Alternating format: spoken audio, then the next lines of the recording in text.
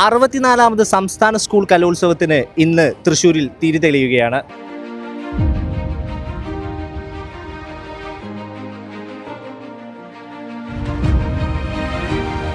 ഒന്നാം വേദിക്ക് സമീപത്ത് തന്നെയാണ് ജനയുഗം സ്റ്റാളും ഒരുങ്ങിയിട്ടുള്ളത്.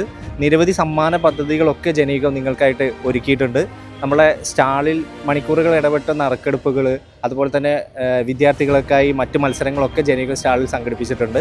ജനയുഗം സ്റ്റാളിൻ്റെ ഔദ്യോഗികമായ ഉദ്ഘാടനം സംസ്ഥാന റവന്യൂ വകുപ്പ് മന്ത്രി അഡ്വക്കേറ്റ് കെ രാജൻ അദ്ദേഹമാണ് നിർവഹിക്കുന്നത്.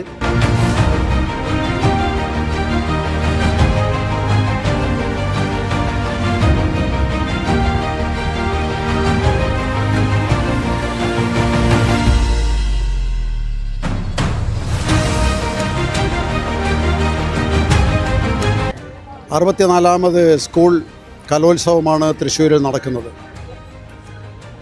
തൃശ്ശൂരിൽ ഇത് 6ാമത്തെ പ്രാവശ്യമാണ് സ്കൂൾ കലോത്സവം നടക്കുന്നത്. തീർച്ചയായിട്ടും കേരളത്തിൻ്റെ സാംസ്കാരിക തലസ്ഥാനത്ത് സ്കൂൾ കലോത്സവം നടക്കുമ്പോൾ അതിന് വലിയ പ്രാധാന്യമുണ്ട്. മറ്റെവിടെയും നടക്കുന്നതിനേക്കാൾ ഏറ്റവും ആകർഷകമായ രീതിയിൽ പങ്കാളിത്തത്തോടു കൂടി സംസ്കാരഭദ്രമായ ഒരു പരിപാടിയാണ് എപ്പോഴും തൃശ്ശൂരിൽ നടക്കുന്നത്. അപ്പോൾ ഈ പരിപാടിയുമായി ബന്ധപ്പെട്ട് ജനയുഗം വിപുലമായ പരിപാടികളാണ് ആസൂത്രണം ചെയ്തിട്ടുള്ളത്. എല്ലാ ദിവസവും ആയിരക്കണക്കിന് കോപ്പി നമ്മുടെ ടാബ്ലോയിഡ് രൂപത്തിൽ സപ്ലിമെൻ്റ് തയ്യാറാക്കി എല്ലാ വേദികളിലും വിതരണം ചെയ്യുന്നുണ്ട്. അതോടൊപ്പം തന്നെ ഇവിടെ നടക്കുന്ന എല്ലാ വേദികളിലും നടക്കുന്ന പരിപാടികളുടെ ഫോട്ടോ എടുക്കുവാനും അത് മുഴുവൻ യഥാസമയം തന്നെ വിദ്യാർത്ഥികളിൽ അധ്യാപകരിലും എത്തിക്കുന്നതിനും വിപുലമായ സംവിധാനം ഏർപ്പെടുത്തിയിട്ടുണ്ട്. അതോടൊപ്പം എല്ലാ ദിവസങ്ങളിലും പൂർണ്ണ തോതിൽ തന്നെ നമ്മുടെ സ്റ്റാള് പ്രവർത്തിക്കുന്നതാണ്. ആ സ്റ്റാളിൽ വിവിധ മത്സരങ്ങൾ കുട്ടികൾക്ക് വേണ്ടി തത്സമയം സംഘടിപ്പിച്ചുകൊണ്ടിരിക്കും.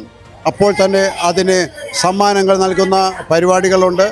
അങ്ങനെ തൃശ്ശൂരിൽ നടക്കുന്ന ഈ സ്കൂൾ കലോത്സവവുമായി ബന്ധപ്പെട്ട പ്രവർത്തനങ്ങൾ വിജയിപ്പിക്കുന്നതിനുള്ള വലിയ തയ്യാറെടുപ്പോടു കൂടിയാണ് ജനയുഗം അതിൻ്റെ പ്രവർത്തനങ്ങൾ മുന്നോട്ട് കൊണ്ടുപോകുന്നത്.